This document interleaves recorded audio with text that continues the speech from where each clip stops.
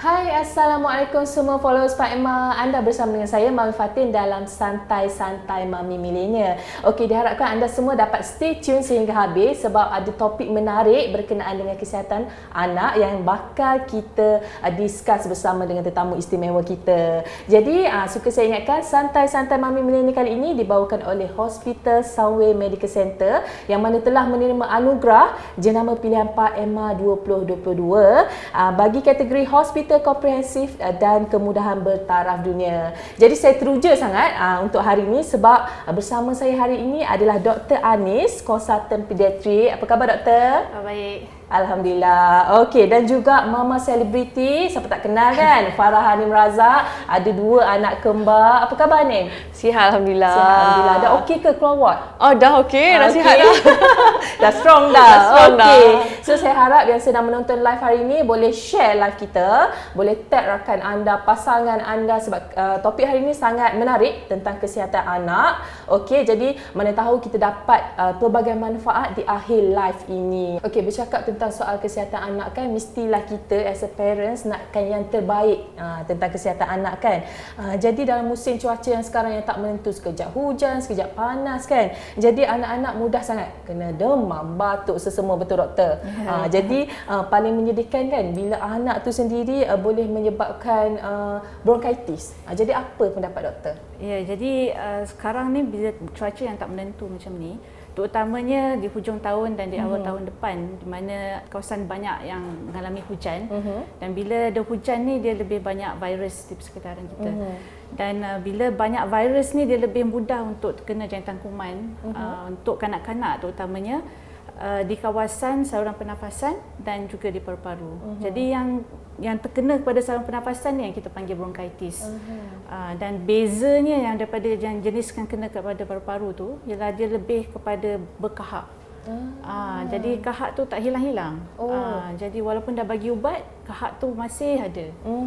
Okey, bila anak kena sesama kan, kita paling risau sebab kadang-kadang payah betul nak baik. Berminggu-minggu kan. Jadi macam mana kita nak tahu anak tu okey ke tak, doktor? Jadi kalau anak yang kerap kena sesama ni yang tak baik-baik ni, biasaannya bila terkena jangkitan kuman virus, dia akan hilang dalam masa 5 hingga 7 hari. Tapi disebabkan oleh keadaan kanak-kanak sendiri sekarang ni selepas daripada PKP tu, di mana immune sistem mereka lebih naif kita panggil. Dia sihat sebelum ni 2 tahun di rumah. Jadi ni first time dia orang expose, terdedah kepada kawan-kawan, sekolah dan pergi ke taman permainan. Jadi badan mereka belum cukup kuat lagi. Itu kita ada panggil term dia nama immunity debt. Maksudnya immune system dia dah ada berkurang disebabkan oleh PKP. Jadi kalau kita tengok virus-virus yang ada sekarang ni adalah virus yang biasa, yang tahun-tahun lepas pun sama je, tapi disebabkan oleh kanak-kanak sekarang ni dia dah tak terdedah dan dia tak ada immune system tu, sebab tu dah dia kerap sangat dapat jangkitan kuman macam-macam jenis virus. Dan kalau kata yang agak teruk tu ialah bila keadaan tu menyebabkan mereka dapat demam yang tinggi, susah nak bernafas, tak boleh tidur malam, minum pun tak boleh. Jadi yang tu memang biasanya kena masuk hospital lah. Oh, okey. So maksudnya kalau sesama ada simptom yang doktor cakap tu memang kena refer kepada doktor lah. Okey. So jadi macam anak yang bawah 2 tahun kan, kita tak boleh bagi ubat kan, tak boleh makan ubat. So macam mana untuk sesama tu doktor? Anak bawah 2 tahun memang agak limited sikit lah dari segi apa yang kita boleh bagi ubat untuk mereka. Tapi kalau ada setengah-setengah ubat kita boleh bagi daripada 6 bulan dan ke atas. Cuma kurang pada 6 bulan tu kadang-kadang salah satu apa yang kita boleh buat ialah kita cuba untuk bantu dia keluarkan kahak tu, terutama bahagian hidung. Banyak hingus kan, jadi menyebabkan dia orang susah untuk bernafas lah. Jadi ada drop yang kita boleh bagi dan juga kita boleh ajar ibu bapa untuk cara untuk sedut kahak tu keluar daripada hidung. So itu antara untuk anak yang bawah 2 tahun lah, antara caranya. Okey, so macam kita berbalik pada Hanim kan, macam Hanim bergelar seorang ibu, pernah tak ada pengalaman yang anak sakit? Saya rasa memang setiap ibu akan rasa momen ngeri tu anak sakit. Macam ni ada tak pengalaman tu, dan sehingga mungkin anak pernah masuk ward? Ya, itulah kalau sebut tentang anak kalau sakit ni kan, mak-mak ni kalau boleh jangan anak yang sakit. Biar mak yang sakit tak apa, sebab mak ni kita dewasa, kita dah meningkat usia ni, kita dah tahu macam mana nak handle. Kalau sakit boleh tahan. Kalau anak-anak kita sendiri, ibu bapa tengok pun sedih, rumah pun boleh bertukar daripada ceria jadi gloomy, nak pergi kerja pun tak ada mood. So dia boleh effect banyak perkara kan. Kalau pengalaman ni sendiri, Aminah dengan Amira pernah masuk ward doktor, tu umur orang 2 tahun lah. Waktu tu demam yang sangat tinggi. Mula-mula seorang, Aminah. Lepas tu dah settle masuk ward. 2-3 hari lepas tu Amira pula.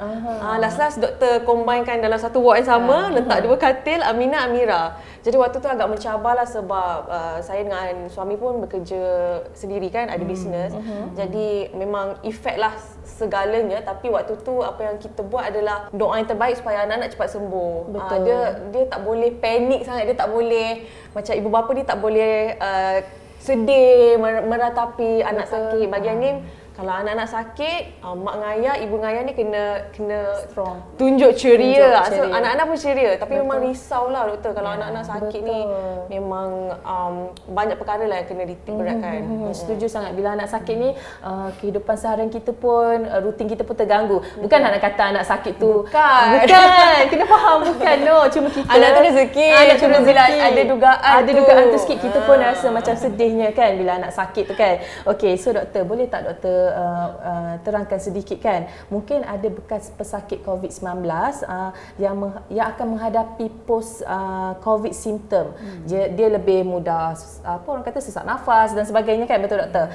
Jadi adakah keadaan ini boleh berlaku juga kepada anak kecil doktor? Ya, itu satu daripada yang mungkin saya nak cuba sampaikan dekat sini lah, yang kanak-kanak juga mengalami sindrom long COVID atau kita panggil post COVID. Jadi apa yang kita lihat sekarang ni, contohnya kanak-kanak ni macam saya kata tadi, dia lambat nak baik. Kalau kena demam, kena sesama. So selain daripada efek daripada PKP itu sendiri, COVID sendiri dia menyebabkan immune system kanak-kanak tu jadi drop, jadi rendah. Jadi bila immune system rendah, lebih mudah untuk virus-virus lain dan datang masuk, dan kebanyakannya berulang kali, tak baik-baik. Jadi itu salah satu pada simptom post COVID juga. Dan ada kajian lah yang dibuat, lebih kurang 80,000 kanak-kanak yang pernah kena COVID, dia follow up. Satu di antara 4 kanak-kanak ni mengalami simptom-simptom post COVID. Yang nombor 1 ialah mood change. Dia jadi moody, jadi agresif, jadi pemarah. Perangai tu jadi lain, tak nak pergi sekolah. Yang kedua, dia dapat headache, yang kita kata brain fog.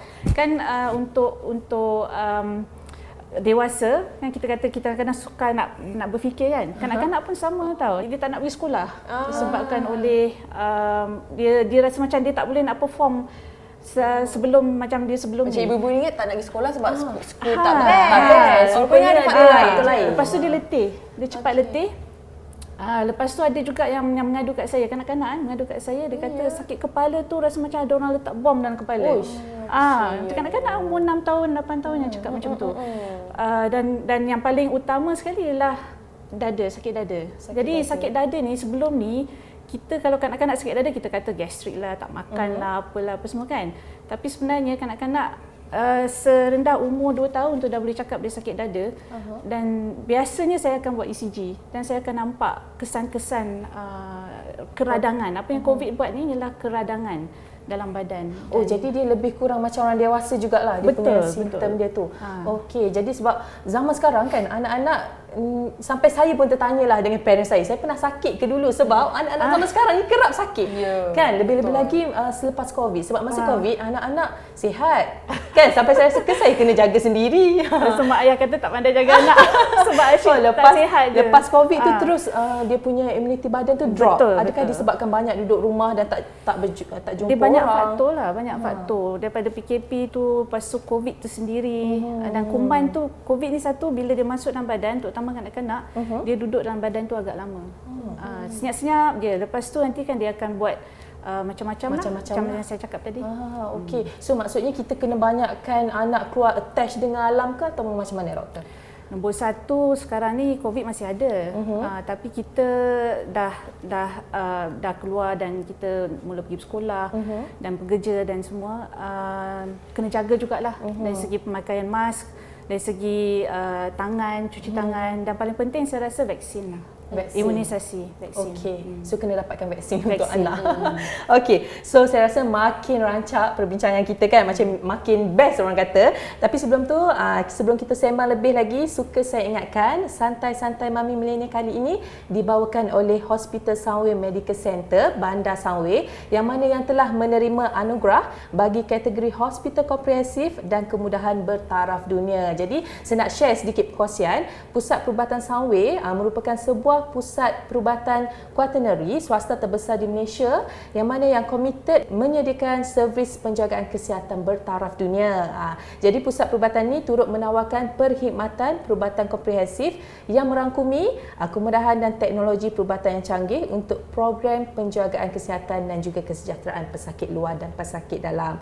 Jadi pusat perubatan Sunway merupakan hospital utama di bawah Sunway Health Group yang telah meraih pelbagai pengiktirafan atas pencapaiannya yang membanggakan. Ianya dapat akreditasi Badan Piawaian Kesihatan Australia dan Persatuan Kualiti Kesihatan Malaysia bagi hospital swasta, serta anugerah syarikat terbaik tahun bagi Hospital Pintar Malaysia Frost and Sullivan 2021. Jadi bagi memenuhi keperluan penjagaan kesihatan yang semakin canggih, Pusat Perubatan Sunway telah mengembangkan bidang perkhidmatan perubatan khusus meliputi bidang ilmu saraf hinggalah rawatan kanser yang maju, serta dari penyelidikan klinikal kepada teknologi bioperubatan. Jadi tahniah Hospital Sunway. Jadi kita nak tanya pula pada Anim, pernah tak masa anak kecil kan, anak tu suka mengutip barang, lepas tu telan, macam Anim sendiri pernah tak? Dan pernah. Macam mana Anim handle situasi tu?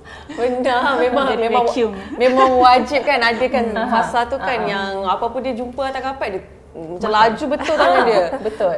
Tak sekilas pandang dah tak ada dah kan. Memang risau, waktu tu memang sangat-sangat risau sebab kadang kita kan selalu pakai kerongsang laping kan, jarum, tertelan. Kadang-kadang terjatuh atas lantai, suami lah yang marah kadang kita tak nampak. Jadi agak risau. Cuma apa yang Ani buat adalah Ani memang cakap kat suami kena selalu pantau.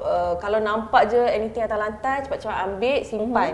Dan satu lagi, kalau kita orang kadang bagi diorang timeline untuk ada waktu yang mengesok lah semua atas kapet, dan kita ada prepare kawasan yang khas untuk diorang itulah berenang semua atas kapet. Jadi tak ada open space yang boleh sampai ke dapur ke atau tempat-tempat yang berbahaya. Itu yang antara usaha yang saya dengan suami buat.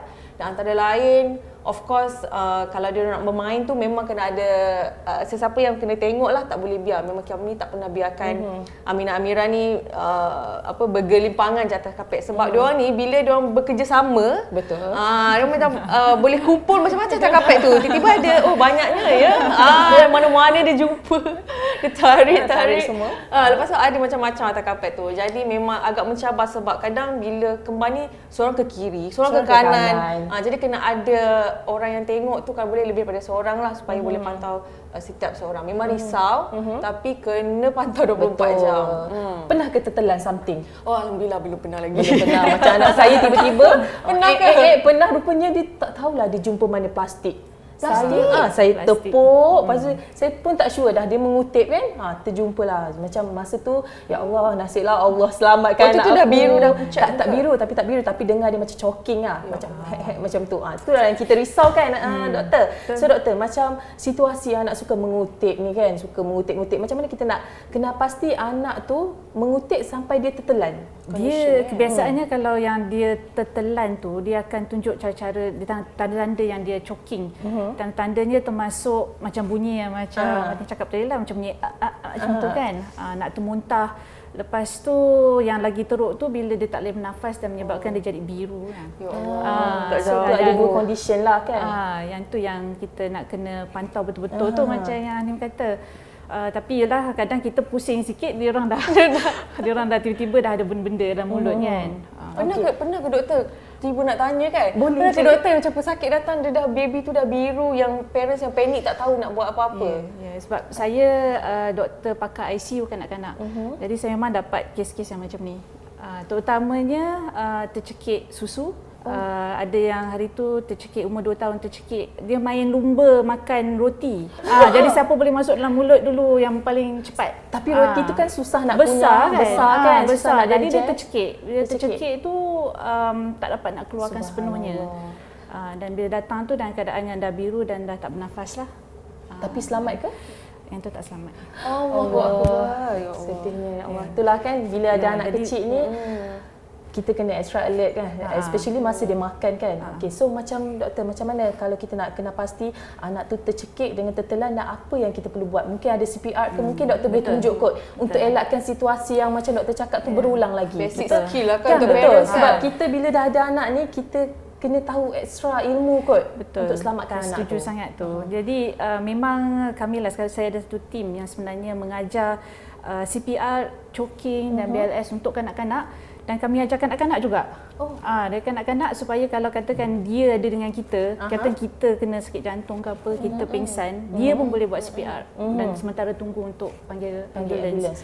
Tapi untuk kanak-kanak, untuk ibu bapa ni dan penjaga, terutamanya dekat taska, kindergarten ataupun pengasuh, sangat-sangat penting untuk tahu skill macam mana untuk menyelamatkan kanak-kanak waktu kecemasan macam tu, sementara tunggu sama ada ambulans datang atau bawa sendiri kanak-kanak tu ke hospital. Okey, jadi contohnya kalau katakan kita suspect baby tu sebenarnya ada mengalami choking. Jadi apa yang kita nampak ialah baby tu selalunya tak boleh bernafas. Kita nampak dada dia dah tak ada naik turun dan muka dia mula menjadi biru, terutama bahagian mulut dia. Jadi apa kita perlu buat? Ini untuk baby Jadi kita perlu pegang baby tu. Ini tangan macam ni, pegang pada dada dia macam ni, dan satu lagi tangan pegang macam ni. Okey. Jadi apa kita buat? Kita pegang dia macam sandwich macam ni dan kita balikkan dia ke bawah. Okey, balikkan dia ke bawah. Dekat atas lutut doktor? Atas lutut kita je macam ni. Jadi kepala dia mesti menghadap bawah, lebih bawah daripada dada dia. Dia tak boleh separa macam ni lah. Dia Dia bukan macam ni lah, dia ke dia bawah memang macam kena ni. ke bawah macam dan ni. tangan kita tu atas kita punya peha kita. Dan kita bagi 5 kali blow, kita katakan blow pada antara 2 tulang belikat kat belakang dia. Jadi 1, tepuk dia. 2, 3, 4, 5. Dan kita angkat dia balik dan kita tengok dah keluar belum apa-apa yang dia choking tu. Kalau dia dekat, dia dah keluar dekat kepada bibir dia, kita boleh ambil. Tapi kalau dia masih kita nampak dia dekat dalam, atau yang kita nampak, jangan keluarkan. Jangan korek lah. Takut nanti kita akan tolak dia lagi ke dalam. Sebab tangan kita kadang lagi besar kan. Jadi lepas tu kita yang kat bahagian depan kita kena bagi 5 kali kita panggil tekan dada guna 2 jari. Lepas tu tukar position doktor? Tukar position. Dan kaki sini pula. Macam ni. Okey. Okey. 2 jari antara 2 dada ni dekat tengah-tengah dan kita bagi 5 kali tekan dada. 1, 2, 3, 4, 5. Dan lepas tu tukar balik ke sini dan bagi balik 5 kali blow ni tadi. selagi tak keluar ke? Selagi tak keluar. Selagi dia tak kalau tak keluar. Tak kalau dah bernafas. keluar tu macam mana? Kalau dah keluar dah nangis dan okeylah. Kita boleh macam faham. biasa pujuk dia, lepas tu call hospital lah. Just nak make sure dia Doktor, okey. tadi yang dekat sini tu, kat belah mana doktor yang make sure supaya Ni tak dada terlalu dia. kuat ke, sebab dia kan masih fragile kan Okey. rangka dia. Jadi bila kita tekan tu, dia sekurang-kurangnya 1/3 daripada dada dia. Dada tu. dia. Yang kita tekan tu dia turun 1/3 daripada kedalaman dada dia. Memang make sure kena turun. Kena tekan. Kena turun dada dia. Kena turun. Selama berapa minit tu doktor? Yang ini kita buat setiap 2 minit, 2 hingga 5 minit. Tapi kita teruskan sampai kita dapat bantuan. Maknanya kalau kita ada phone, kalau kita seorang, kita ada telefon, kita pakai loudspeaker, kita call 999 dan minta either hantar hospital hantar ambulans ataupun kita call for help. Minta bantuan sesiapa datang. Jadi keep kena buat sampai jumpa doktor. Betul? Sampai kita jumpa doktor. Kalau dia masih tak bernafas, kalau kita dah buat 5 kali, dia masih tak bernafas, kita buat CPR je. Okey. Tekan sahaja. sampai ke hospital. Okey, faham. Jangan berhenti. Ini bagi bawah 2 tahun ke? 2 jari ke atau macam mana? Bawah setahun. Bawah setahun 2 jari. Kalau atas daripada setahun, Kita gunakan tapak tangan, tempat yang sama kita gunakan macam ni. Faham. Okey, tapi untuk kanak-kanak yang lebih besar lah. Okey. Dan biasanya kalau nak buat tekan dada ni mesti di kawasan yang rata dekat bawah. Bukan atas katil ataupun tempat yang lembut, tapi kat lantai yang mana kita boleh tekan dada dia dan dada dia akan turun dengan baik lah. Okey, tak boleh alas sebarang bantal lah. Betul-betul Tak. flat punya tempat tu. Okey, Yang faham. pentingnya kita nak, bila kita tekan dada tu, maksudnya dia ada pengairan darah yang pergi ke otak dia. Yang tu yang paling penting. Sebabnya kalau katakan otak keputusan bekalan darah ataupun oksigen selama 4 minit, dia dah boleh menyebabkan kematian sel-sel otak dan boleh menyebabkan kecacatan. Singkat 4 minit dah boleh. Ya. Sebab tu CPR ni sangat-sangat penting. Jadi kalau kata tak biasa ke tak apa ke, just dekat tengah-tengah dada. Kalau kanak-kanak yang besar, tekan macam ni sampai 1/3 daripada dada tu. Dan sementara tunggu bantuan sampailah. Okey, ada tak doktor kes yang mana parents ataupun penjaga tak tahu pun nak buat CPR, bila datang hospital tu anak dah dalam keadaan yang teruk sangat dah? Kebanyakannya yang saya tengok, biasa saya doktor pakar ICU kanak-kanak, parents akan datang bawa anak biru dalam keadaan macam ni. Salah. Jadi kalau Lagi boleh yang kita nak you buat CPR sampai sampai you datang ke hospital. Jadi itu memang menyelamatkan nyawa. Okey, so sambil dukung, sambil buat tu sampailah jumpa doktor. Okey, so kena ingatlah followers yang sedang menonton ni, CPR ni sangat penting yang boleh menyelamatkan nyawa anak anda. Dalam masa 4 minit tu kena cepat-cepat buat CPR sampai jumpa doktor. Betul. Jangan lepas CPR tu sebab Jangan itu lepas. yang akan membantu. Jangan nangis, jangan panik. Jangan panik. Jangan Walaupun meratapi. panik, walaupun Memang bukan akan nak panik. panik. Tapi kena lupakan semua panik tu. Yang penting nak selamatkan nyawa anak. Sebab CPR ni lah yang akan membantu memberikan anak tu oksigen, betul doktor? Betul. Okey.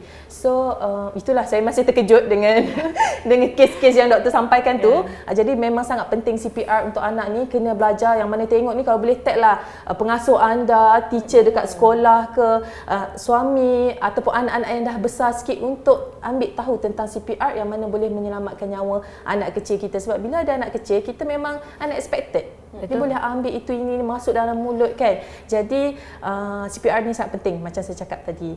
Jadi sebenarnya kita dah di akhir live.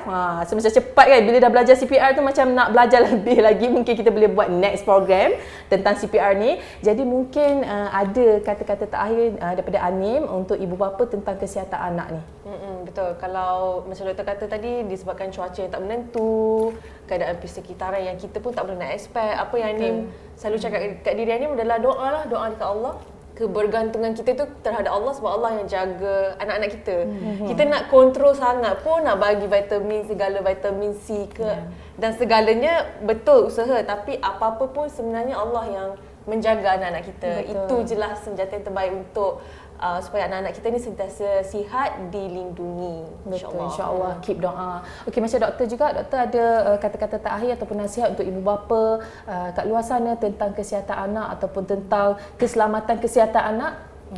Jadi saya mungkin nak ingatkan ibu bapa, macam yang Anin kata, kita doa dan kita harapkan anak-anak semua sihat. Tapi dalam waktu yang sama, kita kena perlu jaga environment. Jadi mungkin kurangkan tempat-tempat yang crowded punya places, pakai mask dan cuci tangan dan sentiasa jaga kebersihan.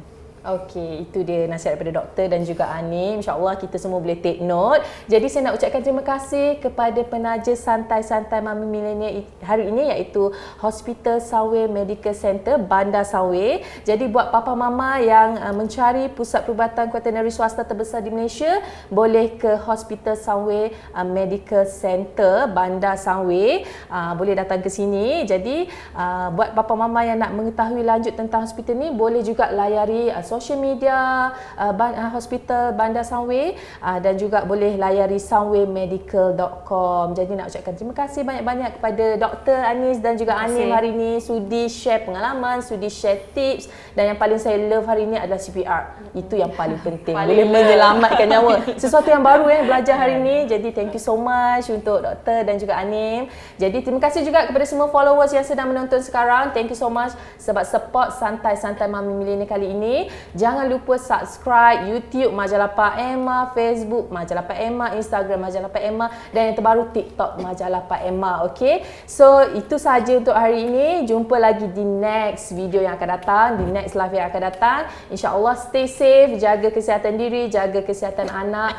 InsyaAllah jumpa lagi. Assalamualaikum, bye.